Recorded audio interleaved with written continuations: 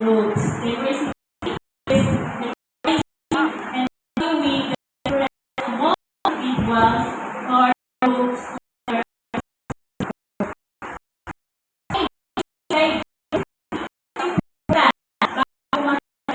Para sa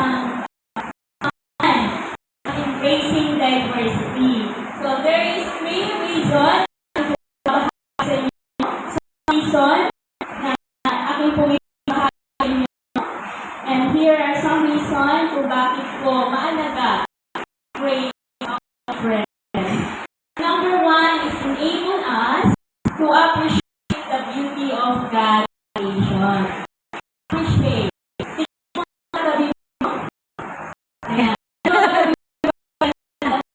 Amen. Yan po ay nilikha ng Panginoon. Kasi sabi po niya sa Genesis 1:31, we are created by God. Yes, and amen. all He made was very good. So lahat po ng nilikha niya ay maganda, wala pong pangit. Okay? Amen. Lahat po tayo ay maganda at lahat po tayo, mga lalaki ay gwapo. Sapagkat tayo po ay nilikha ng ating pong Diyos Ama. Amen. Amen. Mag-agree kayo Every human being has their own beauty use. So meron tayo kanya-kanya, meron po tayo use.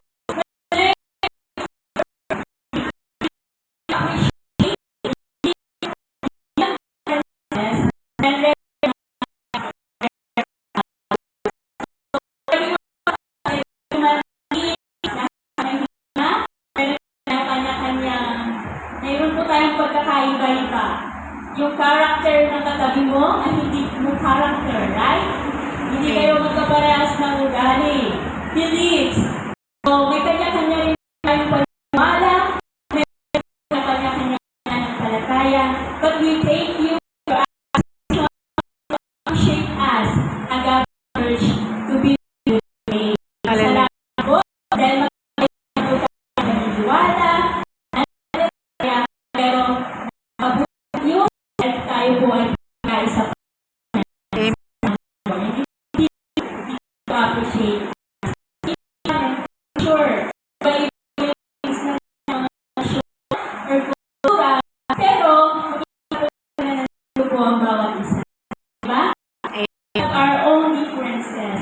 Dialects or language. Even po in the Old Testament, nagkaroon dito ng iba't-ibang wika.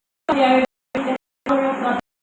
Kahit hindi po tayo pananata, tulad po, pasensya po, paano po, pero lumaki po sa Kataluga, Tagaytay, kaya po kung hindi tayo, yung Ilocano. Kasi Ilocano, may lahi po kaming bago.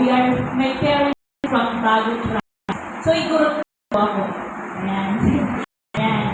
So, yan. Ibang tayo. There is still good in our relationship. Appreciate. Amen? Amen. Appreciate ko kayo yung pagkakaiba-iba po bawat isa. So, your character, your dialect, or ano pa man. Kasi, iba ang ating pong pinagmunan. Pero, hindi po yun lang para hindi tayo magkaisa. Number 2, enable us to accept, show, love. Number 1 is appreciate. Number 2 is sa Romans 7, accept then Christ accepted you in order to bring praise to God. When you accept yung kapatid mo, ayan, you are the one who created us. Amen. Amen? Amen. Kailan po, tatanggapin natin yung pagkakaiba po ng bawat isa. And very us na each and every one. Pagiging po niya doon, when you accept, you show love. Because our God is love. In 1 John 4:8, sabi ko doon, God is love. So we are created of God, we are the children of God, so we must also show our love. Amen? Amen. When we accept, no, our God is love, so we must learn to accept and love to, mga kapatid. So when we learn to accept our differences, di ba, it's easy to show our love. Di ba, madali na lamang pong ipakita yung ating pong pagmamahal kapag nagtanggap natin ng isa't isa. Tama o mali? Amen. Tama. Salamat po sa Lord. So, easy to show our love. So, saan paraanan, di ba, yung support. So, your anniversary celebrate. So, your support. That's why we are here right now. We celebrate po ng anniversary celebration. And you help. Ha? Tayo tumutulong, hindi tumulong dito. Dahil po kayo tumulong kasi kapag po namin kayo so everyone kanya-kanya nagawa the decoration ayos ang mga upuan. Diba ang ganda? If we accept, it is help. We can easily show our love. So some of you pray Isabel for the successful. Some of you provide financial na kailangan po para maging maganda at maayos po ang inyong celebration. And of course, meron kayong kainan mamaya after, di ba? Hindi na kayo nabusog sa pag-celebrate, pati saan mabubusog. Yan sa word din ng Panginoon. Love you. We are here today. We are here today. God,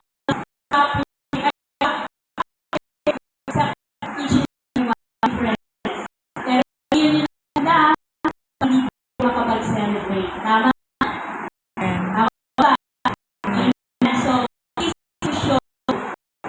So, when you are but when you're in love, asawa ba, before you enter a marriage life, asawa mo ba? Yung asawa mo ba, kapareha mo ba sa same place or same culture kayo, same dialect po ba? Di ba mas marami po yung iba po talaga? Pero, kung nagsama pa rin po, nagtagpo pa rin po kayo ng Panginoon. Di ba, when you enter into marriage life, you accept who he is or she is. Tama, mali? Amen. Hindi naman po kayo magpapakasal kung hindi mo tinanggap siya, di ba? So, kung hindi mo pa siya tanggap, paano mo may papakita yung pagmamahal mo? Tama o mali? Amen. O, di ba? O meron po ditong pinilit lang.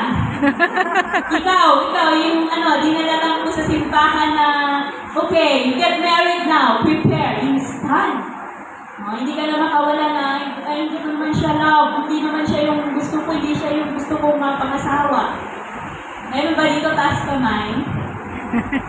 Wala, praise God. So, yung mga napangasawa po natin ay talaga po yun yung mga mahal natin. Yung talagang tinanggap at in-appreciate natin kung sino po siya.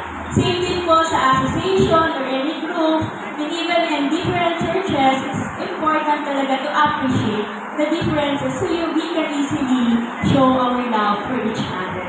Tama? Amen. Amen. Tama. O kahit po si Mayor, di ba, siya yung gusto po ng tao. Different tao nandun, pero siya po yung nailagay. Because of the love and appreciate and they accept our mayor, your mayor po. Amen? Amen. Amen. So clear. Ayan. So, yan po, you support each other and always make sure to discuss first before you decide. Tama po ba? Di ba, pag mag-asawa kayo, kailangan alam po ninyo, pinag-uusapan po nyo ang bawat decision. Kailangan i-appreciate, i-accept nyo yung bold na desisyon ng bawat isa. So, same with you din po, mga kapatid, mga kababayan, na ganun din po, we must learn to accept our differences so that we can easily show our love for each other. Lastly, ayan, mabilis lang po. Kasi alam ko po marami pa po kayong gagawin. Last, enable us to strengthen our strength. So, yan po yung nasa tema ninyo. So, when we learn to appreciate, when we learn to accept, ayan, napapalakas or napapatatag po yung respeto or naipapakita po natin yung respeto natin sa bawat isa. Ang sabi po niya sa 2 Peter chapter 2, 17-8 says, respect one another. Even the Bible po is ini-encourage po niya tayo na mahalaga na irespeto po natin ang bawat isa. Tingnan mo yung kapatid mo, katabi mo. Ayan. Sa harap, sa likod. Ayan. Ayan. We must respect each and every one. Ayan. Hanggang natignan na tayo lahat din ng kanigil. Praise the Lord. When we learn to appreciate, accept our differences, we are already building respect. Nabibuild na po yung pagrespeto natin sa bawat isa. And as a result, napapatatag or napapatibay na ang good relationship ng bawat isa. Tama po ba ulit? Amen. Tama po, di ba? Napapatatag at napapalakas po yung ating pong relationship. Dati hindi kayo nagpapansinan. Ngayon, hindi na kayo nagpapansinan. Nagyayakapan, naghahalikan pa, di ba? Yan. And you already still encourage another to listen, marunong makinig sa bawat isa, choosing to do kung ano ang gusto at makakabuti para sa lahat. Amen? And that's very important. You have that humble heart or your humility. Kasi if you don't have that humble heart, you will never appreciate, you will never accept. So, hindi mo mapapalakas at mapatatag ang relationship kapag hindi tayo yung humbleness sa bawat. Amen. Amen. Praise the Lord. Yan. So that's why it's very important. Listen to your leader, your members, you must listen to your leader. Also the leader must need to listen to your members. You building so yung maganda at maganda po sa organization. Maganda po ang lalabanan po ay meron po respeto at unawa sa bawat isa. Amen? Tapos na po. Yay! This one yes, no? This is an illustration. This is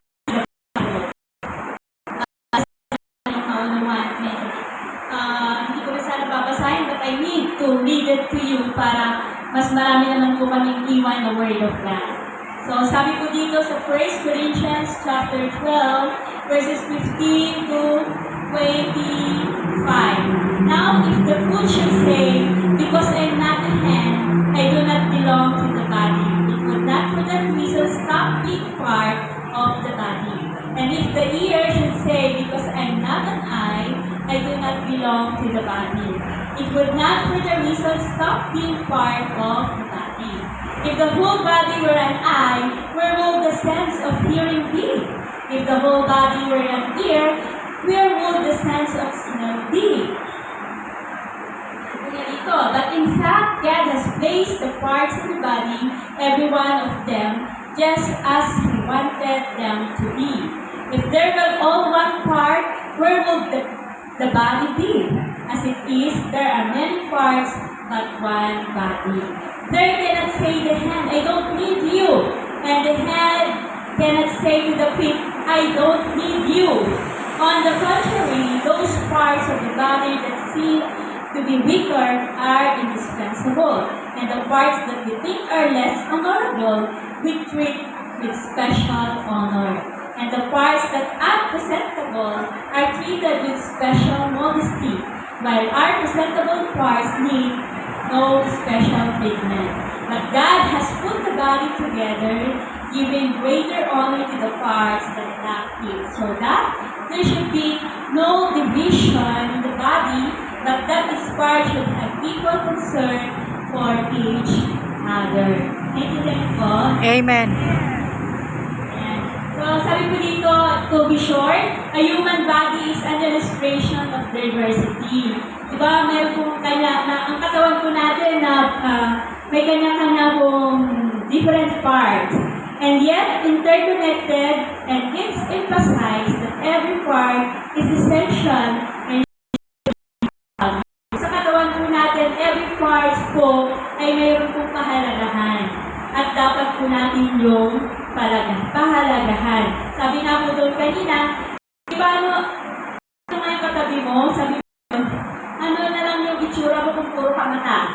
sabi ko ng ating binasa. Tingnan mo yung katabi mo. Imagine mo na or puro bunganga, ilong, di ba? Anong pwede ng buhay? Maghapon na tayong magtititigan. O kung puro naman tayo bunganga, maghapon nagdamag na tayong nagdadaldalan. Di ba parang wala pong kwenta, parang hindi masaya. So, kaya ganyan po yan. Inalintulad po sa isang body para mas madali po natin maintindihan. Kasi sabi ko, Lord, buti na lang hindi kami puro mata, para na kaming pinya. Diba? Lahat puro tayo, puro mata. Ano ba yan? Ano ba ito, Lord? You're so good talaga kasi you created us na talagang very special. Amen. Every part that we have is mga different.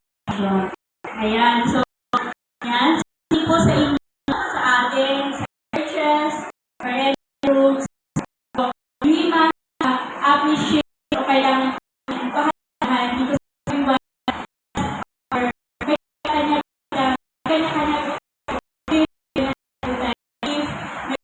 po tayong talents and we appreciate and accept the differences of iwan mga kapatid.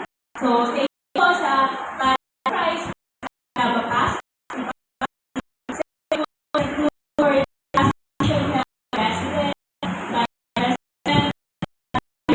of course, ang isa kong group, kung wala Member. member ako. Palakpakan po natin kasi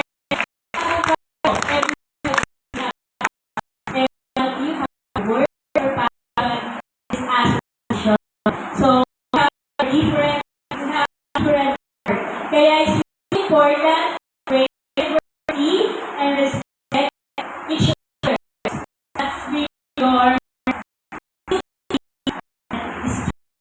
yan po yung mag-isip at if you will learn to embrace your differences. Amen? May the Lord find you in one love, in one spirit, that in everything that you do, He will glorify, and all your plans will really succeed. Amen. Praise the Lord. Again, happy anniversary po sa inyong lahat. At kung padalat ng ating Panginoon, marami pong taon pa ang inyong pong pagdiriwang. Amen. God bless you po. And again, happy anniversary and thank you very much. Salamat.